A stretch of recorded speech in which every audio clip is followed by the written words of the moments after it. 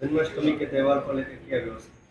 गुजरात में द्वारकाधीश का मंदिर जन्माष्टमी के उपलक्ष्य में यहाँ पूरे भारत देश से काफ़ी बड़ी संख्या में श्रद्धालु एवं भगवान के दर्शन करने के लोग दूर दूर से आते हैं। सभी दर्शनार्थियों की सुरक्षा को देखते हुए गुजरात पुलिस द्वारा सभी विस्तारों में व्यवस्थित बंदोबस्त का प्लानिंग किया गया है। सभी अधिकारी कर्मचारियों की तैनाती की गई है और टेक्निकल सर्विलेंस इसमें कि ड्रोन है, बाकी दूसरे सीसीटीवी कैमरे हैं, इन सब की व्यवस्था लोगों की सुविधा में सुधारा करने के लिए इनका उपयोग किया जाएगा।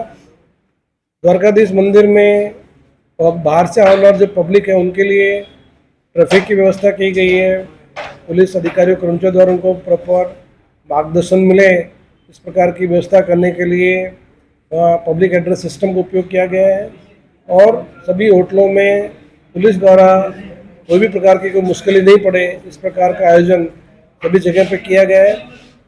पुलिस द्वारा तमाम सभी विस्तारों में ट्रैफिक के अंदर कोई भी प्रकार की मुश्किल बाहर के दर्शनार्थियों को नहीं पड़े, इसके लिए जगह जगह पर पुलिस के पॉइंट्स रखे गए हैं और सभी कर्मचारी अधिकारियों को ट्रैफिक के साथ साथ पब्लिक के दर्शन की सुविधा उपलब्ध हो इस प्रकार का आयोजन पुलिस द्वारा किया गया है।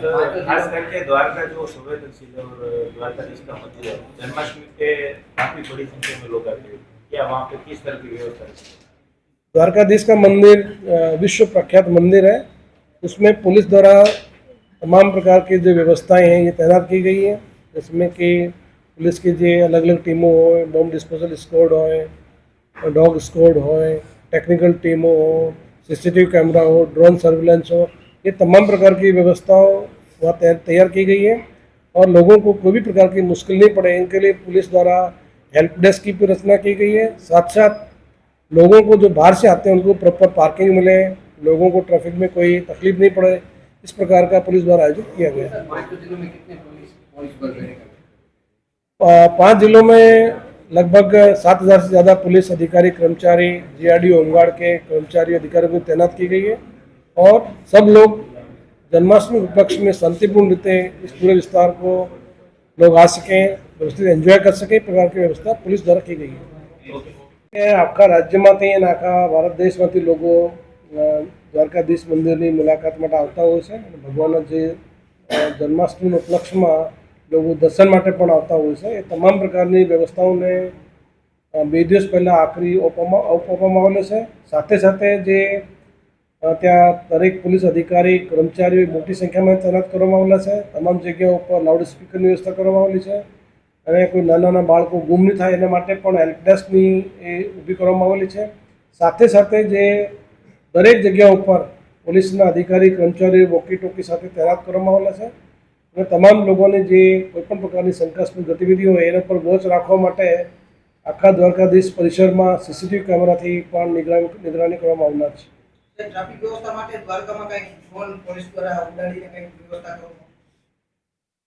ડ્રોન એ અમારો બંદોબસ્તનો એક ખૂબ જ અગત્યનો ભાગ હોય છે। તમામ જગ્યાઓ પર જે જગ્યા ઉપર જરૂરિયાત ઊભી થશે એ તમામ જગ્યાઓ પર જે ટેકનિકલ સર્વેલન્સ હોય અને હ્યુમન ઇન્ટેલિજન્સના જે સાધનો હોય એ તમામ પ્રકારના સાધનોનો બંદોબસ્ત દરમિયાન પણ ઉપયોગ કરવામાં આવનાર છે। આજે રાજકોટ રેન્જમાં જે તમામ 5 જિલ્લાઓ આવે છે એમાં આવતા દિવસોમાં કૃષ્ણ જન્માષ્ટમીના ઉપલક્ષ્યમાં તેમજ લોકમેળાના ઉપલક્ષ્યમાં તમામ પ્રકારની બંદોબસ્તની સમીક્ષા કરવામાં આવનાર છે।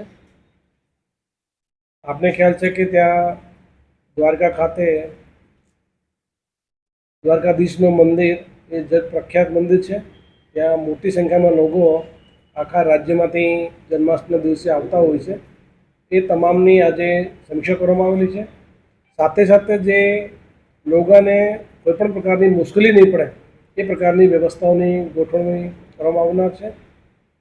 આ જન્માષ્ટમી ઉપલક્ષ્યમાં દ્વારકાધીશ સિવાય બાકી તમામ જગ્યા ઉપર સૌથી વધારે જગ્યા ઉપર શોભાયાત્રા નીકળનાર છે। એ તમામની પણ ખૂબ જ સરસ વ્યવસ્થા થાય એ પ્રકારની સૂચના આપવામાં આવેલી છે। સૌરાષ્ટ્રમાં દરેક ગામે ગામે મોટા પ્રમાણમાં જન્માષ્ટમી ઉપલક્ષમાં લોકમેળા થતા હોય છે. દરેક લોકમેળા ઉપર વ્યવસ્થિત લોકો એન્જોય કરી શકે એ પ્રકારની વ્યવસ્થા દરેક જિલ્લામાં ગોઠવવામાં આવેલી છે. તમામ જગ્યાએ પોલીસ અધિકારી કર્મચારીઓ તૈનાત કરવામાં આવેલા છે અને બંને જે જન્માષ્ટમી તેમજ લોકમેળા એ બંને બાબતમાં 5000થી વધારે પોલીસ કર્મચારીઓની એમાં બંદોબસ્તની ફાળવણી કરવામાં આવેલી છે.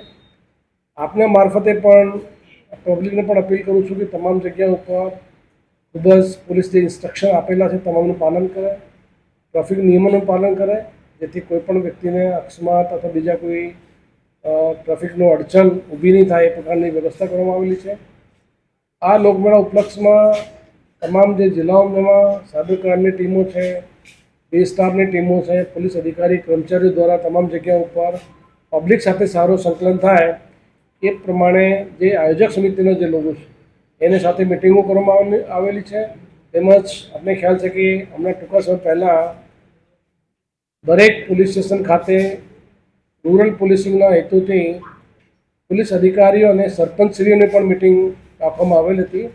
એ મિટિંગમાં પણ જે મુદ્દાઓ ચર્ચા કરવામાં આવેલી છે એ મુદ્દાઓને પણ આ બંદોબસ્તમાં ઉપયોગ કરવામાં આવનાર છે અને જે પોલીસ અધિકારી કર્મચારીઓ એ તમામને બ્રીફિંગ કરવામાં આવેલી છે જેથી આ વિસ્તારમાં તમામ લોકો જન્માષ્ટમી ઉપલક્ષમાં શાંતિપૂર્ણ રીતે યોજી શકાય એ પ્રકારની વ્યવસ્થા આ તમામ જિલ્લાઓ ખાતે કરવામાં આવનાર છે. તહેવારોમાં શાંતિ જળવાઈ રહે તે માટે